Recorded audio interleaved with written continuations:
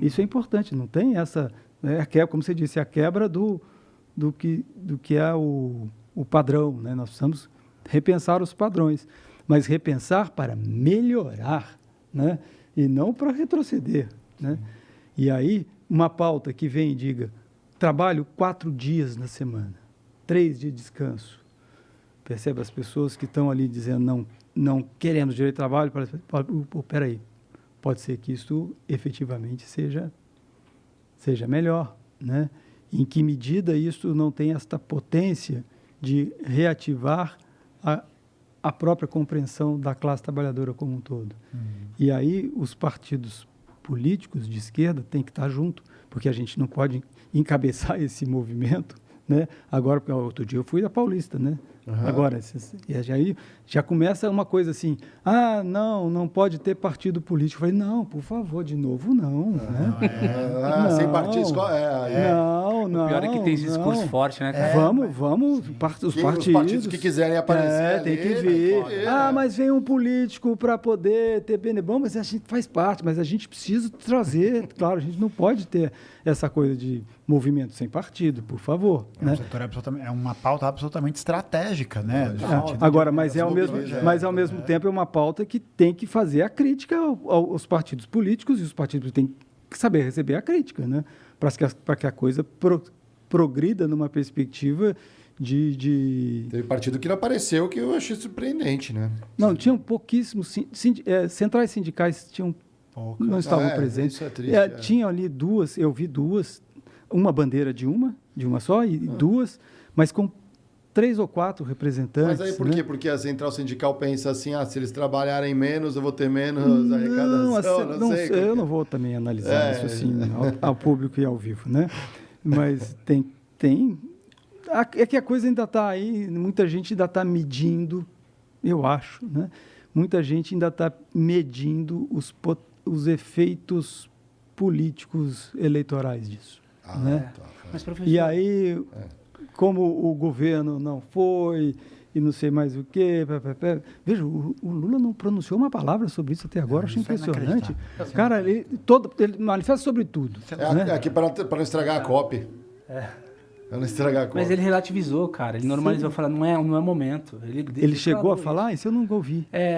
Assim, teve antes a declaração do Alckmin, né? Falando que... o Alckmin eu vi. O tal do discurso com que loucura. Racional econômico, né? Então, a tendência com racional econômico. Mas ele já roubou, você viu que ele já roubou, é o roubo da fala já, né? Não é a classe trabalhadora se levantando, reagindo e conquistando, né? É o econômico concedendo. O econômico concedendo. Sim. E outra, assim, você passou por um tema muito importante, eu quero saber se eu estou errado na hora de interpretar, que é realmente definir a estratégia da mobilização considerando a supressão das categorias. Ou seja, necessariamente para eu poder fortalecer os movimentos de sindicato, eu preciso... fazer uma organização maior com supressão de categoria. Então, é juntar trabalhadores de categoria X, Y, Z e fazer uma massa de trabalhadores maior. Então, uma massa, uma consciência de classe da classe trabalhadora. Isso envolve número, né? Isso envolve número. Envolve número, mas eu tenho dito isso há muitos anos. Né? A ideia de categorias de trabalhadores, né? Ela foi criada, na realidade brasileira, na década de 40, ali, na política do Vargas. Né? O Vargas é muito estratégico, sujeito muito estratégico para a implementação de um capitalismo no Brasil, num país oligárquico, com todas as dificuldades. Ele teve que ter estratégia de todos os modos, e uma das estratégias foi a contenção do movimento trabalhista, que no Brasil era muito forte na década antes de 30. Né? Embora nós tivéssemos poucas indústrias, a nossa economia não era, vamos dizer assim, não rodava em torno da indústria. Industrial, né? Era, tudo bem, eram poucos, tal, mas a classe trabalhadora que existia nessa perspectiva operária, mas também, se nós pensarmos na perspectiva mesmo do período escravista, como os escravizados e escravizadas reagiram, se mobilizaram, criaram seus quilombos, né? É movimento trabalhista. Não podemos pensar em social, de reação, enfim, nos movimentos emancipatórios, né? Emancipacionistas. Nós temos uma classe social no Brasil, popular, muito forte, resistente e atuante, né?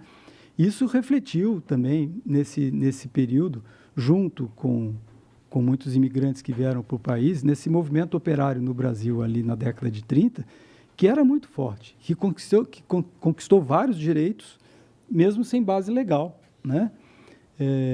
E a greve de 1917, que é famosa, mas nós temos greve geral desde 1907 na realidade brasileira, nós temos um movimento trabalhista muito intenso, e é um movimento não só trabalhista no sentido de reivindicação de melhores condições de trabalho, mas também com pautas de revolução social, né?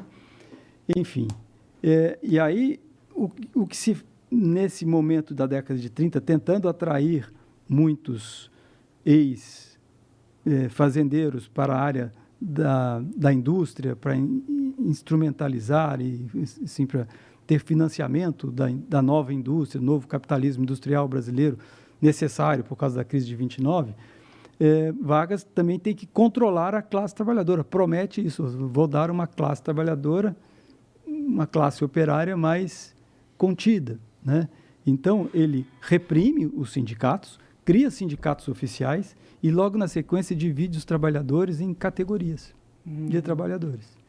E que passam a ter direitos a partir da sua unidade social, identidade, das suas identidades, né? Sim. E similaridades, inclusive, que é o que diz a lei, né? Se reconhecerem, né? Se reconhecerem enquanto tais, não reconhece o todo.